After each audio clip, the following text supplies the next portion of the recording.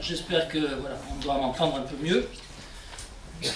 Donc, la missiocratie comme système de gouvernement, génération ou prévention de la violence. Alors, l'une des difficultés du thème de cette année, monothéisme et violence, tient à ce que l'on peut le traiter de manière tout à fait pacifique. Vous êtes là, assis, poliment, en face de moi, à m'écouter, avec bienveillance j'espère, et je vais essayer, tout aussi poliment, de vous exposer un certain nombre de questions sur le thème que nous avons à traiter. Or, ce positionnement qui est le nôtre, cette posture engage plutôt à l'abstraction. Nous sommes prêts à penser le phénomène de la violence et son lien avec le monothéisme dans une ambiance studieuse, confortable, j'espère, spéculative, et peut-être même certains vont-ils devoir se faire violence pour ne point sombrer dans le degré zéro de l'abstraction. Vous savez, à la frontière de l'éveil et de son contraire, la somnolence. Eh bien non, ce soir, je refuse cette alternative. J'ai choisi un autre angle d'attaque, un autre objet. J'ai choisi d'être concret. Voilà. Attention Christophe. Oui. Soyons concrets. Le casse-tête de la violence. Voilà. Le casse-tête est une arme très répandue dans l'ensemble du Pacifique. Et son nom est impropre, comme nous le verrons, puisqu'il ne sert pas à casser des têtes. Mais cette arme sert à se débarrasser des ennemis, ou aujourd'hui à mimer cette agression, n'est-ce pas, dans le cadre de cérémonies, de danse notamment, lors des cérémonies de deuil, d'intronisation d'un chef, etc. En Nouvelle-Calédonie, chaque homme possédait son casse-tête, jusqu'à ce que, évidemment, l'usage des armes soit interdit au XIXe siècle. Le casse-tête est donc un objet de proximité, un objet affectif en quelque sorte, puisqu'il fait partie de sa personnalité, de sa personne, et vous voyez, il y a des petites sculptures, celui-là vient de Fidji, et bien chaque motif renvoie à une tribu, un clan, un village. C'est personnel en somme. Sa fabrication est délicate, puisqu'il faut que le bois soit dur, il faut qu'il soit léger, un casse-tête trop lourd, ça vous encombre, n'est-ce pas? Et ce qui le rend difficile à sculpter d'ailleurs. Un bon casse-tête fonctionne avec son appareillage, qui manque ici, mais que vous avez sur une illustration que je vous ai mise. C'est-à-dire, souvent, il y a des petits paquets de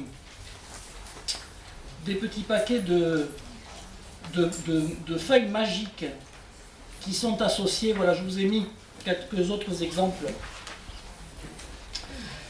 de Fidji. En fait, il existe une grande variété de casse-têtes. Je fais un petit excursus sur le casse-tête, vous verrez pourquoi.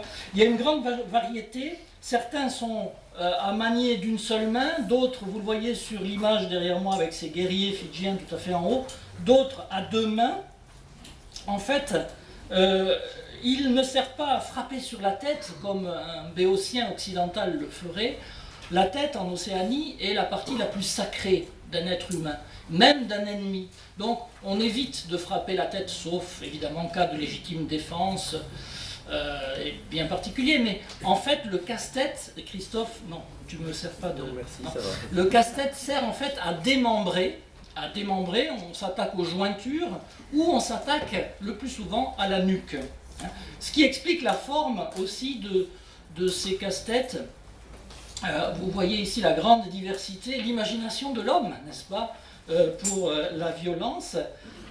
Et certains ont un bec bien pointu d'ailleurs pour pénétrer dans les chairs.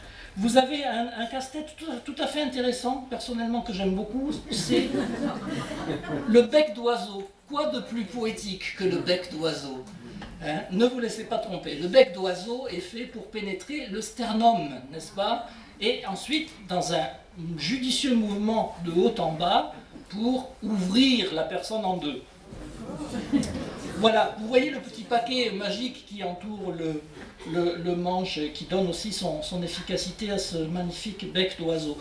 En Micronésie, une variante que j'aime aussi beaucoup, très belle, vous voyez, ça tient plutôt de la lance, mais ce qui est intéressant, ce sont les dents de requin qui sont fixées dessus et qui découpent très bien les chairs. Bien. D'autres, enfin, typiques de la Nouvelle-Calédonie, sont dits phalliques.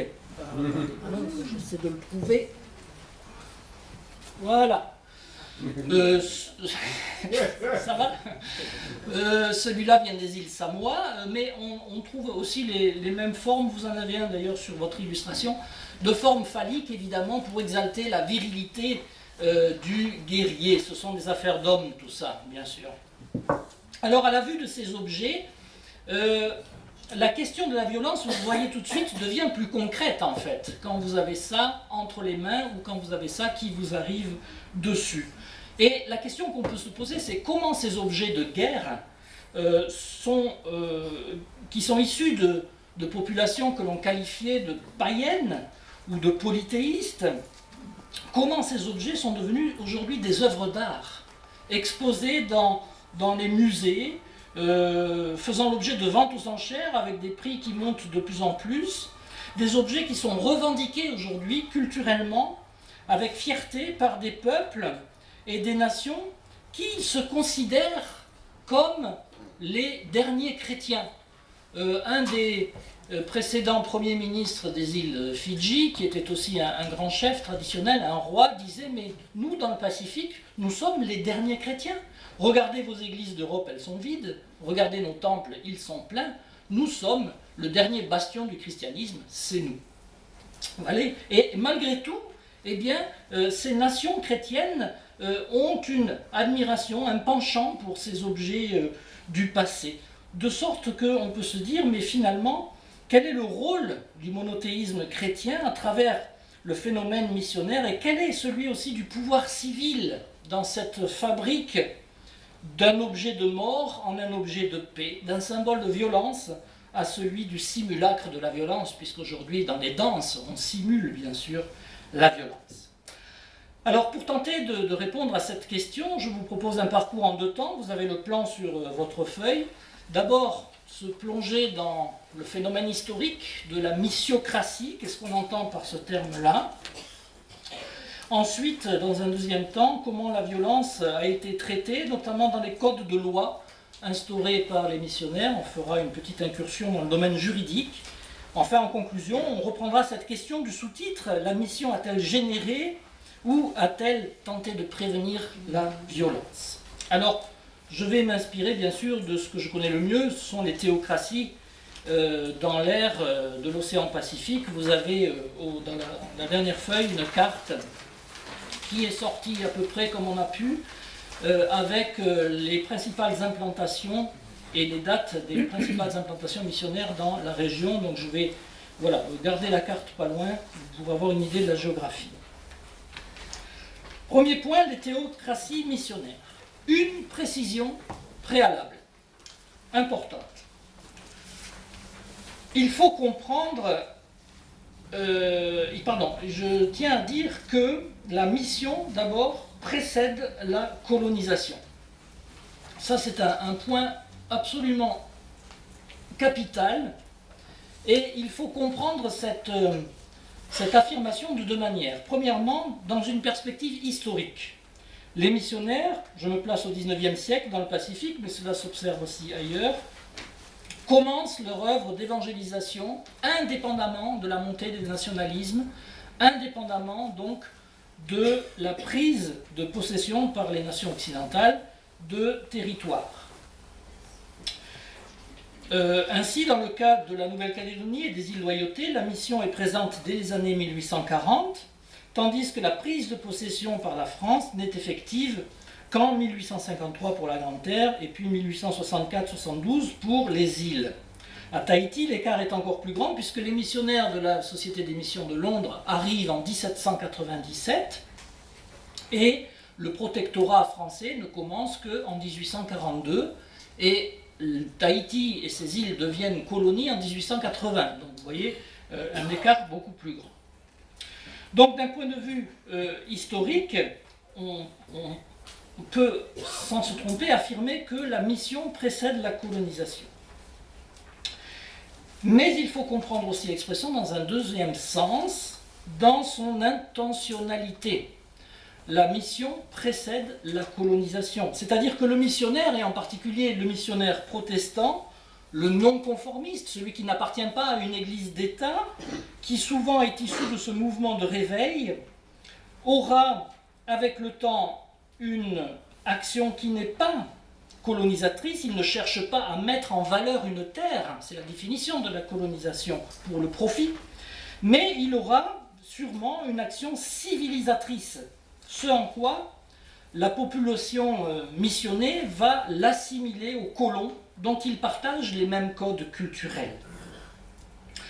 De sorte qu'il y a, jusque dans les années 1850 environ, c'est un repère pratique, il y a collision entre mission et colonisation, et puis après ce milieu de siècle, il y aura, suivant les cas, soit collusion, c'est-à-dire une alliance objective de la mission et de la colonisation, soit parfois aussi divorce entre les deux, avec des oppositions entre missionnaires et pouvoir civil, et pouvoir colonisateur.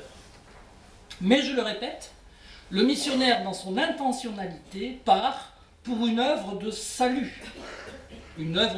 très idéalisée, la proclamation d'un évangile pur à des âmes perdues, si je schématise. Il n'a pas de stratégie préalable de conquête. Que sa démarche prenne parfois dans l'action la forme d'une coercition, comme nous allons le voir, est indéniable. On ne peut cependant affirmer que cela était prévu, ni même souhaité d'avance. Il est donc essentiel de ne pas oublier qu'historiquement, et je dirais aussi par essence, si j'ose dire, la mission précède la colonisation. Alors, qu'est-ce qu'une missiocratie ? L'historienne de Bordeaux, Claire Lowe, a travaillé sur cette question dans l'espace qui est le nôtre, l'espace du Pacifique, et pour elle, la théocratie missionnaire est une institution qui répond à 4 critères. Premièrement, l'autorité des missionnaires s'exerce au niveau d'un État.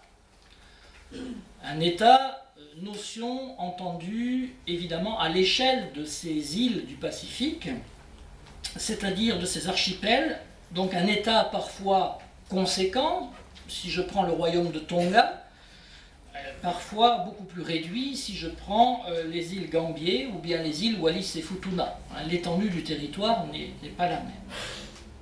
Deuxième critère, l'évangélisation qui a donné une théocratie missionnaire est le fruit d'un choc culturel direct avec les Européens. C'est-à-dire on a une confrontation directe européen-indigène, je reprends le terme d'indigène sans connotation négative, c'est le terme de l'époque. Il n'y a pas eu de christianisation indirecte par des indigènes.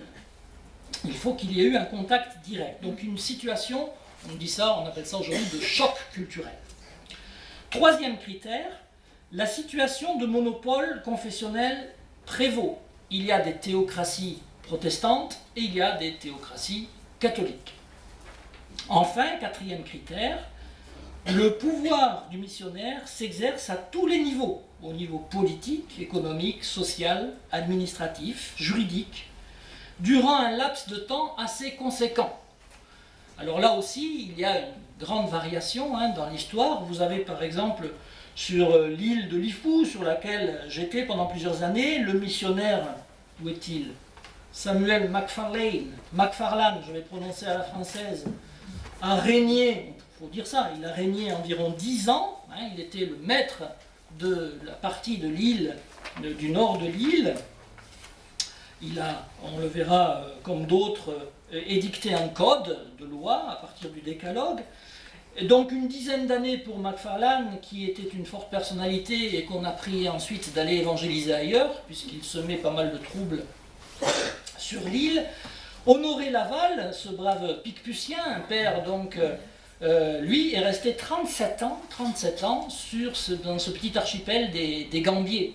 hein, avec un système déjà théocratique, décrié déjà par ses contemporains. Nous le verrons. Voilà les 4 critères. J'ajoute une précision quand même à cette typologie. La missiocratie est un système de gouvernement donc bicéphale. Et c'est ce qui fait à la fois sa force et sa faiblesse. C'est un système de gouvernement qui repose sur un tandem, le missionnaire et le roi, dont les relations sont la plupart du temps marquées par ce que Lacan appelait l'aine-amoration, et ce que Serge Gainsbourg a appelé « je t'aime, moi non plus ». C'est-à-dire, vous comprenez, des relations tantôt d'amour et tantôt de haine. La mise en place d'une missiocratie est généralement le résultat d'une conversion qu'on dit une conversion à la Clovis, c'est-à-dire une conversion par le haut. En convertissant le roi, eh bien, on convertira aussi ses sujets. Ces termes impropres de l'Ancien Régime ou médiévaux ne s'adaptent pas forcément à la situation du Pacifique. Je les utilise par commodité. Donc une conversion par le haut. Commençons par convertir le roi ou le grand chef et sa famille, et ensuite cette conversion va structurer la vie collective et privée de l'ensemble de la population.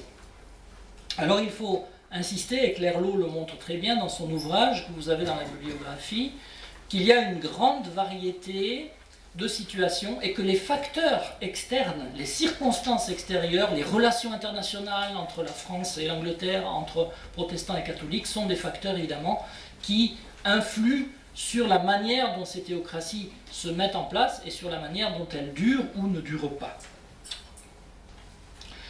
On a ainsi parlé dans cette relation entre le missionnaire et le roi. On a parlé de malentendu productif, une expression qui provient de Marshall Salins, qui est un anthropologue. C'est-à-dire que le missionnaire arrive avec une offre d'ordre spirituel, tandis que le roi accueille le missionnaire avec une demande d'ordre, disons, plus matériel. Il souhaite s'accaparer les richesses des Blancs et mieux connaître ce monde particulier, ce monde de puissance. Aujourd'hui, cette théorie est beaucoup plus nuancée, elle est même remise en cause, je pense à juste titre. D'abord parce que l'accueil des missionnaires n'a pas toujours été si bienveillant que ça, en témoignent ces objets qui ont servi, y compris sur des missionnaires. Donc l'hospitalité n'a pas été toujours ce qu'elle est aujourd'hui.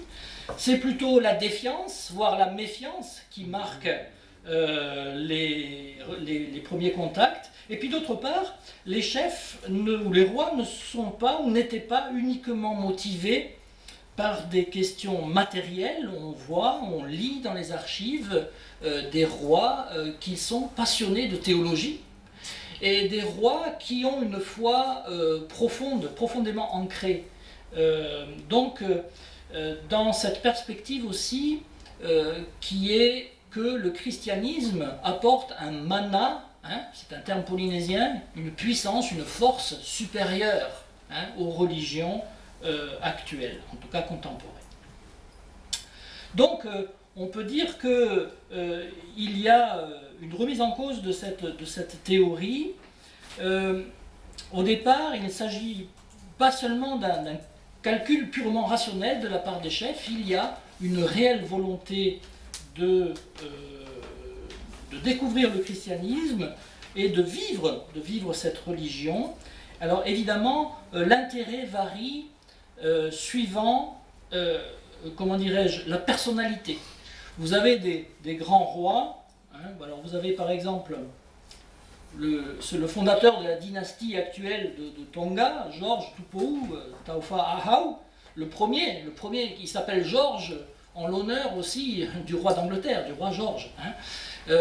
Eh bien, lui, évidemment, n'allait pas voir les missionnaires seulement pour prendre le thé. Il y allait pour discuter théologie et dogme. Hein. Vous avez aussi toute la série de la dynastie des Kamehameha, donc qui sont les souverains de Hawaï. Alors le premier, lui, tâche d'unifier d'abord le royaume hawaïen, donc au prix de nombreuses guerres d'ailleurs. Et c'est le second qui aura un règne assez court, mais qui va implanter et qui va, avec les missionnaires américains d'obédience baptiste cette fois-ci, qui va faire entrer et pérenniser le christianisme. Hein, et le troisième va l'affirmer. Donc vous avez aussi une continuité dynastique dans ces théocraties. Ces relations entre missionnaires et souverains sont marquées par un facteur psychologique. Claire Lowe insiste là-dessus et elle a tout à fait raison. Vous avez des binômes. Hein, le roi de Tahiti, le roi Pomaré, dont on va parler, a son binôme, le missionnaire Henri Notte. Et puis, c'est exactement pareil pour le roi George et puis pour Kamehameha. Chacun a son vis-à-vis en quelque sorte. Et quand il n'y a pas de vis-à-vis, eh bien, les situations changent. Vous avez un personnage que j'aime beaucoup, Monseigneur Bataillon. Rien que son nom annonce le programme. Bataillon, en plus, était très combatif. Je n'y peux rien, c'est comme ça. Et Bataillon, lui, c'est l'apôtre de Wallis. Hein, l'apôtre de Wallis, un personnage tout à fait intéressant. On pourrait faire toute une soirée sur Bataillon. Lui, il avait en face le Lavellois, le roi de Wallis. Et alors, c'est vraiment une relation marquée par du chantage. Le roi était connu pour ses colères. Le roi résiste au christianisme. Hein. C'est un chef d'une importance moindre qui va se convertir et introduire ensuite par tache d'huile le catholicisme. Mais donc, le roi menace plusieurs fois de tuer Bataillon. Et Bataillon dit, ben, si c'est comme ça, je pars. Je pars, je vais chez l'autre chef. Hein, et une fois, il prend une pirogue et devant le roi, il dit, bien, si c'est comme ça, eh bien, je pars. Et puis le chef dit, mais non, non, non, je me suis un peu emporté, c'est pas grave, j'ai failli te tuer, mais je ne veux pas. Et finalement, toutes les relations sont faites comme ça, mais ça dure 4 ans. Hein, ça dure 4 ans de relations. Je ne sais pas si vous imaginez, pour les nerfs, c'est quand même très éprouvant, parce que c'est vraiment sa vie qui est menacée, qui est en danger. Hein. Alors, en témoignent ces objets, encore une fois. Je vous parle ici de choses concrètes. Les pouvoirs, donc, petit à petit, dans la théocratie, lorsque les personnalités s'équilibrent, les pouvoirs aussi s'équilibrent. Et chacun n'hésite pas à rappeler à l'autre ses prérogatives. Tu t'occupes du religieux, je m'occupe du coutumier, nous dirions du civil. Hein. Mais ce n'est pas si simple. On voit des chefs se mêler de religieux et on voit des missionnaires se mêler de civils. Cette distinction que nous faisons dans nos États modernes, évidemment, n'est pas opératoire dans la théocratie. Quoi qu'il en soit, donc, la missiocratie, donc vous aurez compris que missiocratie, qui est un terme qui a été forgé par mon illustre prédécesseur, Jean-François Zorn, désigne la théocratie missionnaire. Hein. La missiocratie se distingue par un contrôle social qui se veut absolu. Elle entend contrôler les corps et les âmes. Elle entend régir les affaires publiques, comme pénétrer l'intimité des couples et des familles. Et pour cela, elle va utiliser un moyen qui jadis a fait ses preuves dans le Proche-Orient ancien et dans l'Occident aussi, c'est le code de loi. Vous avez Bataillon, j'ai laissé de côté John Williams, une autre personnalité, donc qui va mourir aussi en 1839, dans l'actuel Vanuatu. Lui donc apôtre d'abord des îles Cook, mais ensuite responsable de l'évangélisation du Pacifique pour la mission de Londres. Le texte de loi, on peut faire ici une distinction confessionnelle. En Océanie, on remarque que le missionnaire catholique ne légifère pas tellement. Il émet des codes de loi, mais ce sont des codes qui sont simples et qui le plus souvent reprennent de manière écrite le code coutumier qui est en vigueur oralement. Donc on peut dire que le catholique légifère modérément. En revanche, il est préoccupé, comme tous les missionnaires, essentiellement par des questions de mœurs et la question de la polygamie, notamment. Le protestant, lui, le protestant légifère. Et oui, le protestant légifère. Calvin était juriste, ne l'oublions jamais. Le protestant légifère. Le code de base est naturellement le décalogue, la loi de Moïse, auquel s'ajoutent de nombreuses clauses diverses qui concernent donc tant la vie civile, la vie publique, que la vie privée. Alors je prends l'exemple du code tahitien qu'on appelle le code Pomaré, du nom du souverain qui l'a proclamé. Une proclamation solennelle, vous verrez un peu plus loin la tête de Pomaré, ou est-ce que je l'ai loupé? Non, enfin, je peux vous la montrer. Voilà, donc c'est intéressant de voir que en fait il y a toute une mise en scène, tout un cérémonial autour de la proclamation de ce code de loi qui a été élaboré par les missionnaires protestants, le missionnaire Henri Notte notamment, et le souverain Pomaré II. Il y a tout un cérémonial qui participe à ce que on appelle l'invention de la tradition. On invente une tradition en reprenant d'ailleurs beaucoup de traits du monarque britannique. Hein. On va y avoir une cérémonie d'intronisation, il va y avoir des cérémonies d'hommage au souverain. Et il y a donc une semaine, au mois de mai 1819, dans laquelle se succède d'abord l'inauguration de la chapelle du souverain. C'est alors celle qui est sur la gravure, c'est la chapelle ancienne. Hein. Là, à droite, vous avez la version récente qui a été refaite sur le modèle ancien, mais c'est une reconstruction. Hein. Donc vous avez la chapelle du souverain, donc, qui est inaugurée et dédicacée le 11 mai 1819. Vous avez une société missionnaire tahitienne qui est créée en grande pompe aussi le 12 mai, le lendemain. Vous avez le code de loi qui est proclamé le 13 mai. Et vous avez le baptême du roi Pomaré le 15. Donc vous avez une semaine où ce dispositif politico-religieux est destiné à frapper les esprits.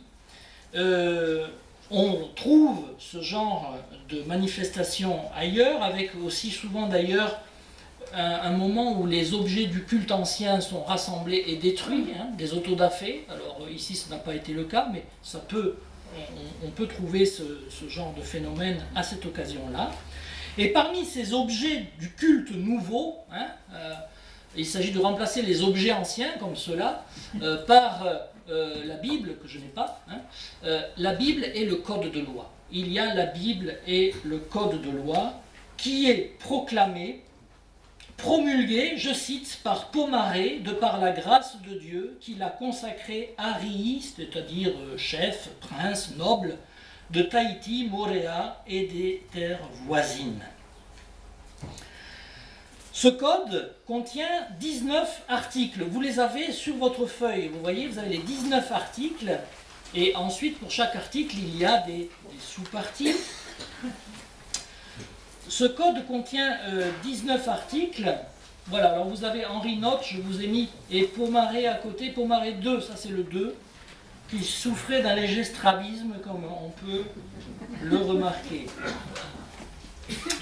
Ce code contient 19 articles qui réglementent l'ordre social et qui mélangent des interdits mosaïques de Moïse sur le meurtre, le vol, le mariage, l'adultère, l'observance du sabbat, le faux témoignage, et des interdits traditionnels sur la danse, jugée trop lascive et trop permissive par les missionnaires, la danse, le tatouage, coutume également liée à des pratiques occultes, donc rejetées. Et c'est amusant parce qu'aujourd'hui on voit le tatouage tous nos jeunes sont tatoués, et moins jeunes aussi d'ailleurs. Et c'est aussi une mode qui nous vient, les tatouages polynésiens sont très à la mode, je referme la parenthèse.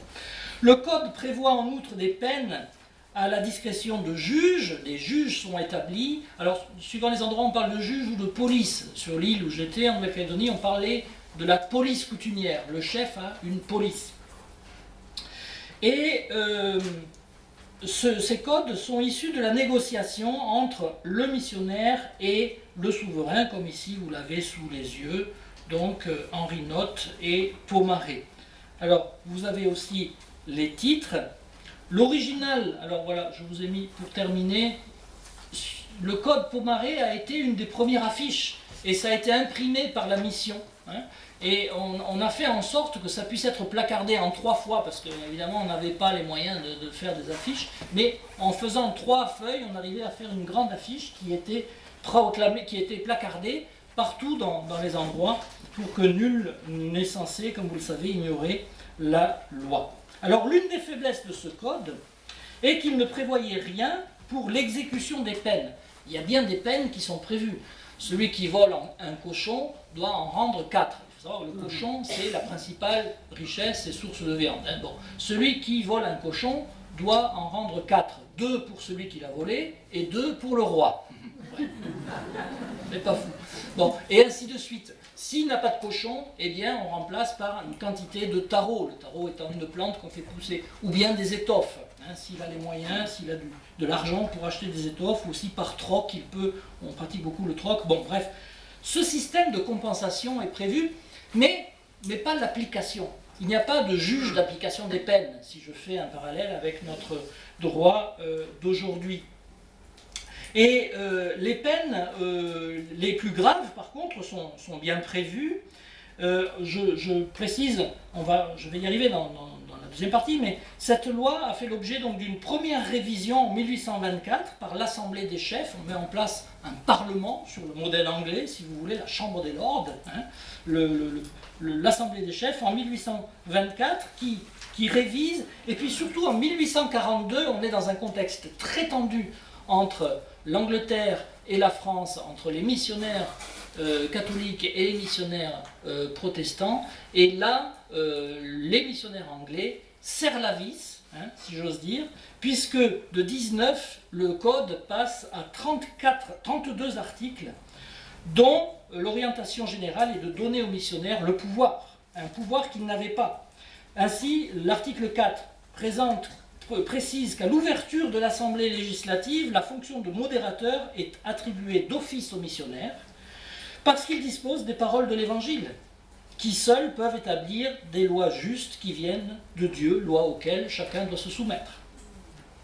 D'autres articles règlent les questions de résidence et de protection de la reine. Vous voyez, la reine se met sous la protection du missionnaire anglais ici.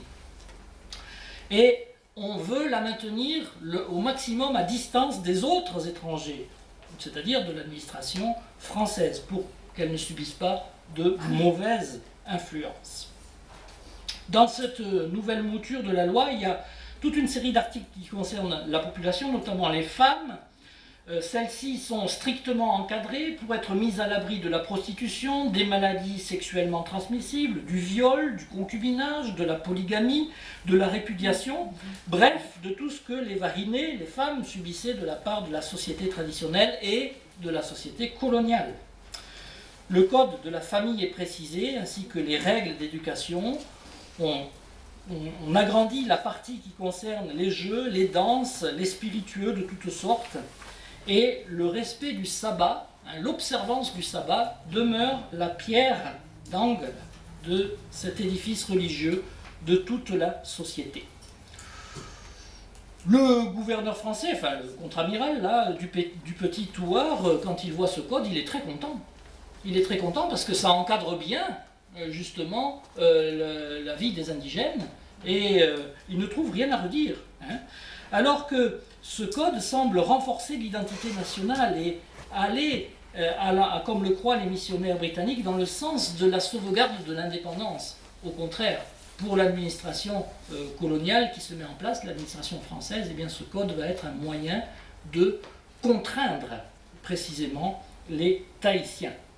On voit ici que la mission tente de prendre la place d'une puissance coloniale en instaurant cette missiocratie. Mais évidemment, en raison des circonstances politiques, ce sont les missionnaires français en 1863 qui vont remplacer les Anglais.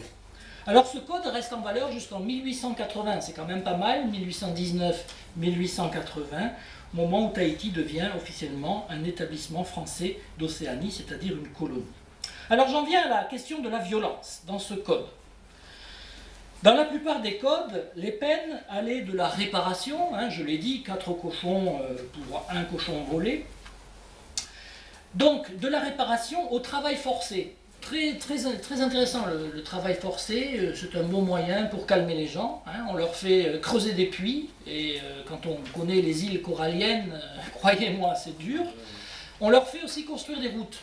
Alors souvent des routes d'utilité publique, hein, mais bien souvent qui arrangent bien le roi et la résidence autour du roi. Hein. Donc il y a un système de travail forcé qui se met en place pour les peines. L'une des questions les plus débattues était la peine de mort.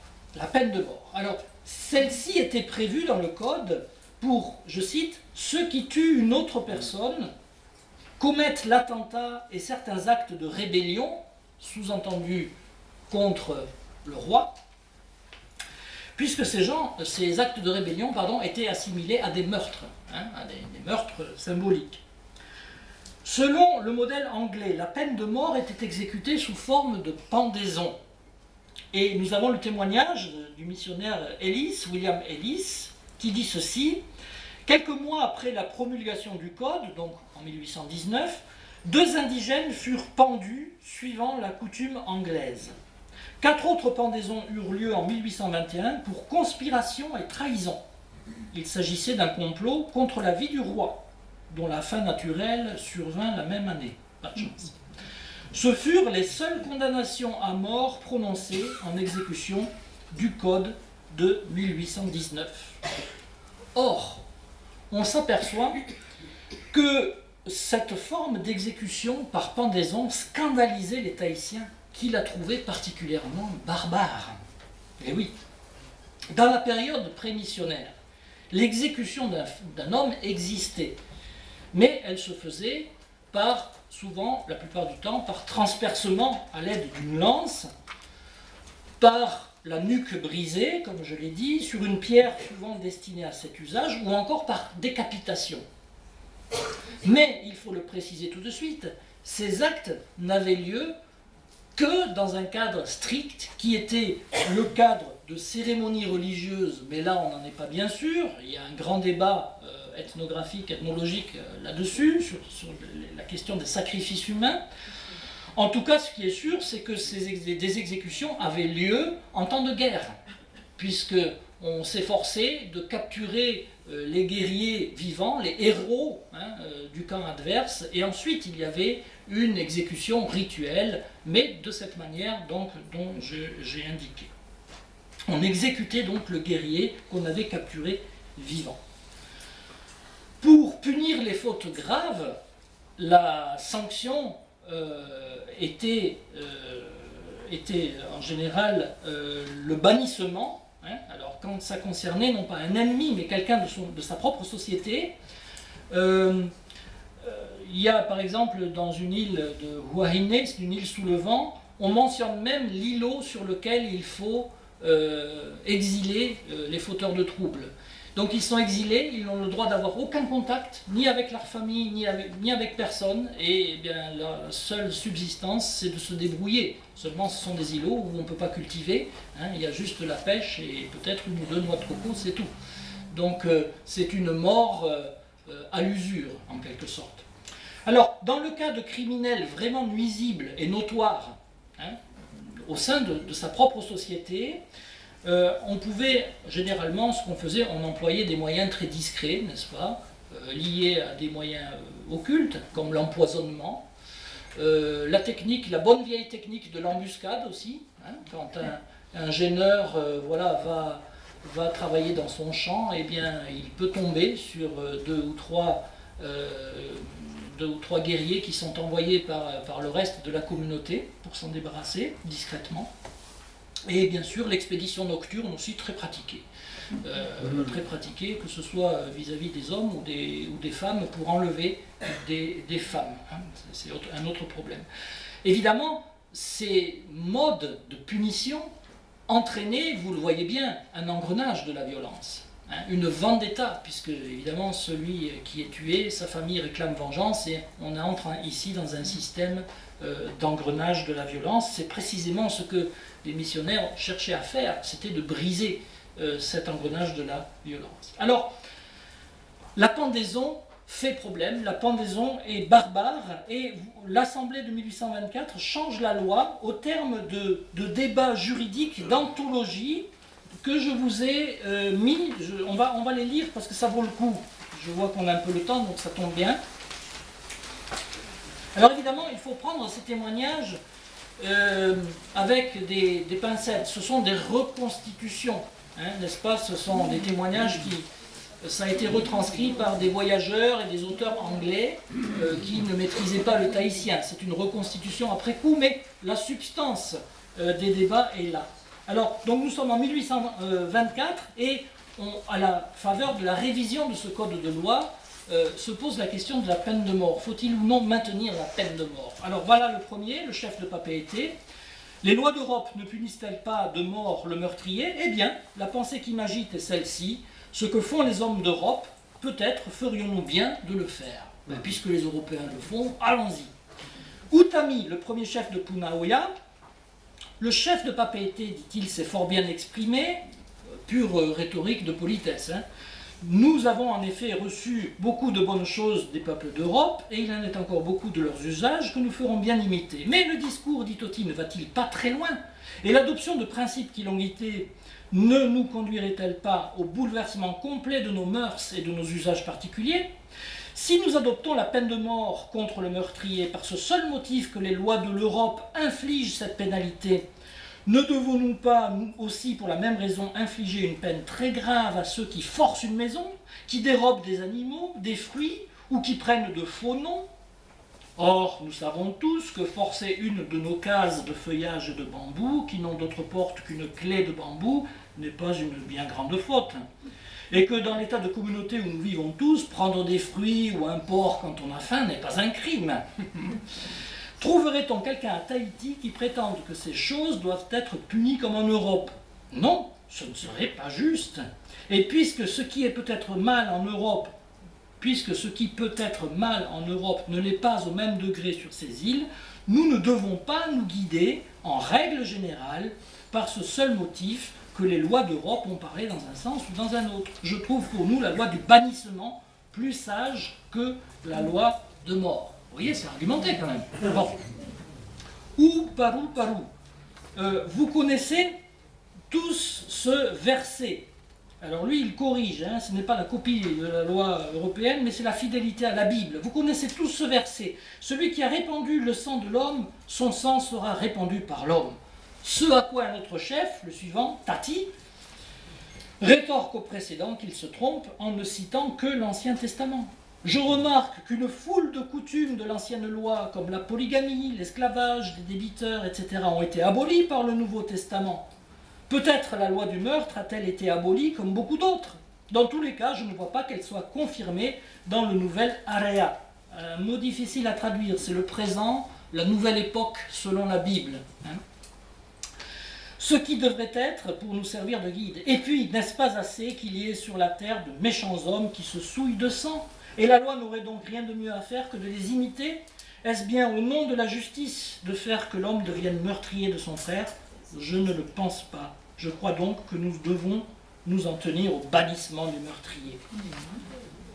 Intervient ici Patti. Alors Patti, grande figure, c'est l'ancien prêtre de Raiatea, Raiatea étant l'île la plus sacrée, c'est un prêtre de l'ancienne religion qui, en public, a brûlé tous ses attributs de l'ancienne religion quand il est passé au christianisme. Et Patti va dans le même sens. N'est-ce pas le nouvel area, c'est-à-dire la nouvelle époque, hein, la nouvelle ère missionnaire?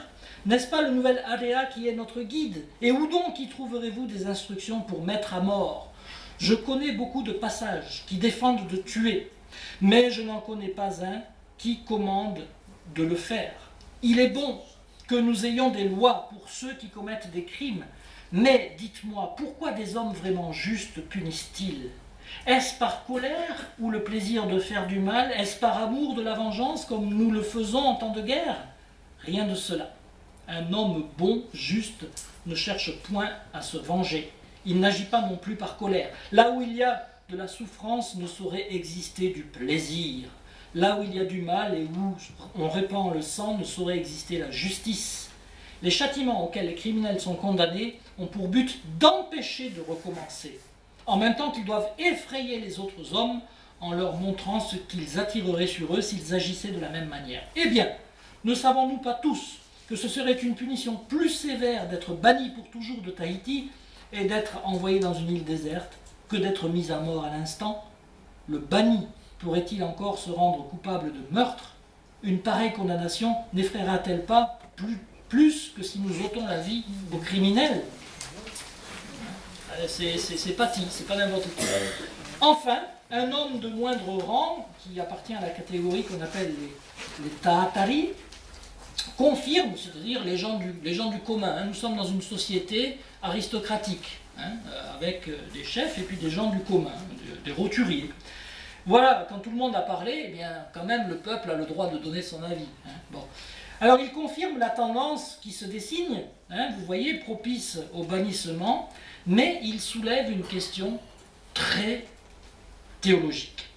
Tout ce qu'a dit Tati est bon, mais il a oublié de dire qu'un des motifs pour punir est de corriger le criminel et de le rendre bon, s'il est possible. Or, si nous tuons le meurtrier, comment le rendrons-nous meilleur? La sagesse du peuple.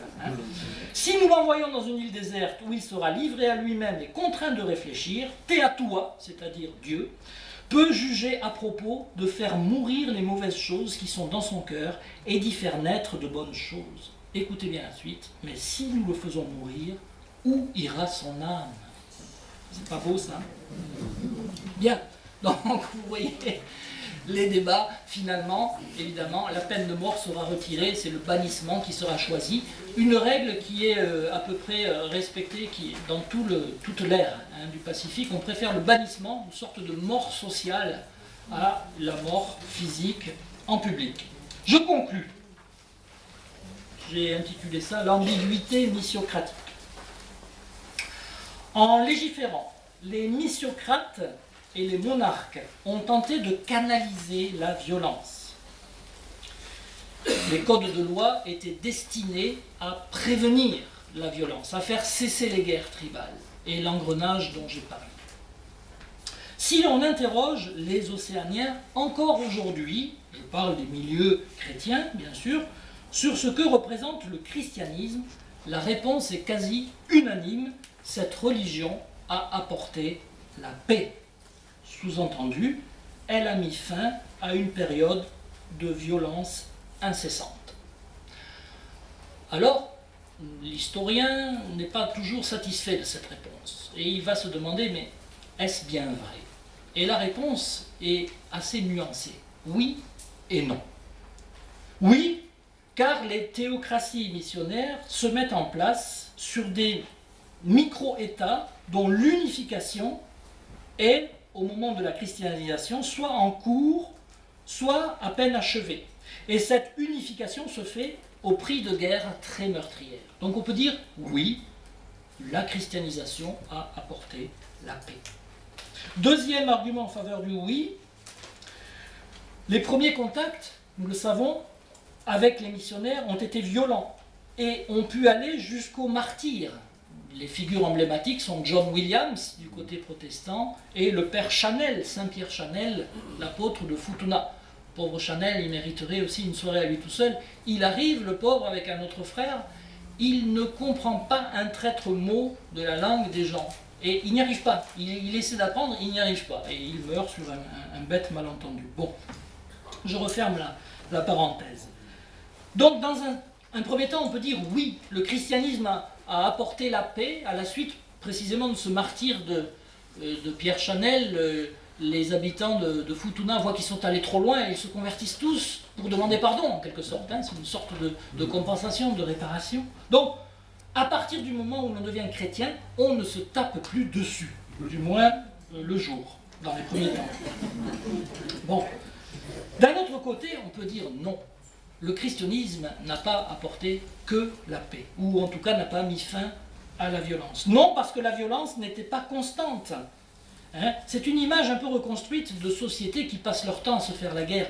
Lorsque le capitaine Cook passe au large de la Nouvelle-Calédonie en 1774, dans son récit, eh bien, il voit des gens qui sont dans les champs, et il voit des gens qui sont à la pêche. Il ne voit pas des gens qui se tapent dessus. Hein. Donc, il faut bien penser que la guerre n'était pas un état permanent. Deuxième argument, la missiocratie a généré un autre type de violence. Une violence sur les corps, je pense à la nudité, hein, je pense à l'obligation faite aux femmes de se cacher, et aux hommes aussi de s'habiller. Hein.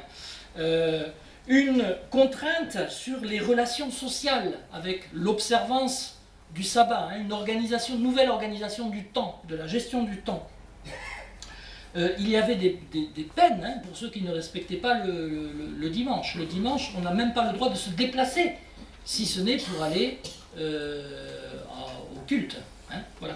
Donc, il y a une volonté de contrôle, une violence sur les corps, sur les relations sociales. Alors, on le voit aussi avec la polygamie, avec les châtiments corporels à l'école, par exemple. Hein, il y a une réelle violence qui s'exerce.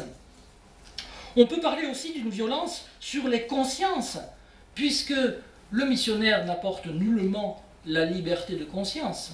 Il apporte l'unique vérité de sa propre confession. Hein. Et donc, l'autre, le catholique, ou bien le méthodiste, etc., si on prend toutes les sectes, entre guillemets, protestantes, l'autre est toujours jugé hérétique, mais seule ma religion, ma confession est la bonne. Hein. Donc, on peut dire aussi une sorte de violence sur les consciences, à partir du moment où je déclare que l'autre est hérétique. Non aussi, parce que la violence a touché les missionnaires eux-mêmes. On ne peut pas dire que le christianisme a mis fin à la violence, parce que la violence a touché aussi les missionnaires. On l'oublie, non seulement physiquement, évidemment, hein, dans les premiers contacts avec le martyr, mais aussi par la faim. On a des récits de missionnaires qui meurent littéralement de faim. Pourquoi? Eh bien parce qu'ils s'attendaient, un peu comme dans les paroisses européennes, que les paroissiens leur apportent leur cajot de choux. Hein? Pensez donc, les indigènes, déjà, ils ont à peine de quoi manger pour eux, et puis il faut se gagner sa croûte. Ils ne vont pas aller nourrir en plus un homme une bouche inutile, qui ne travaille pas.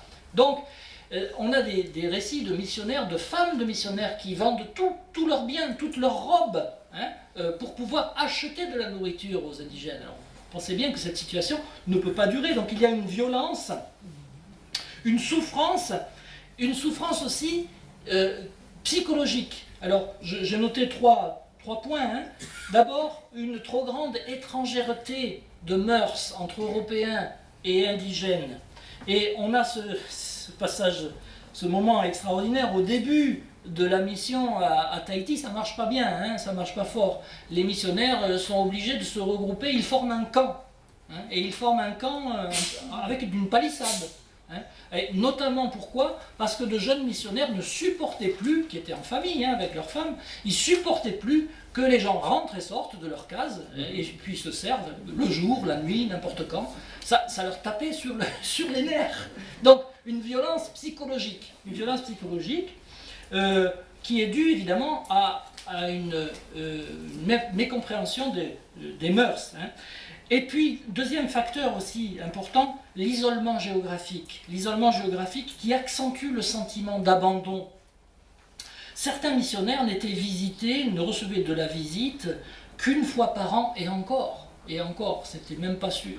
Hein. Donc il y a un sentiment aussi d'abandon.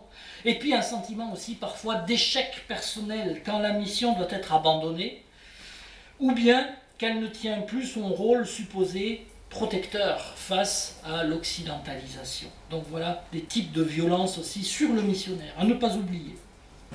Le système missiocratique doit donc être regardé dans son ambivalence, vous voyez, l'ambiguïté. Se voulant à la fois préventif en matière de violence, notamment face aux abus de la colonisation, il s'agit de préserver les ouailles. Alors le père Laval, qui était au Gambier, a cette phrase extraordinaire, la civilisation plutôt que la syphilisation. Eh oui, il pensait aux marins de passage qui refilaient les maladies. Hein, donc voilà. Et malgré tout, hein, malgré cette volonté d'être préventif, ce système missiocratique a malgré tout généré autant de violence au nom de la pureté, à travers la contrainte des corps et des âmes, ce qui a finalement provoqué son implosion.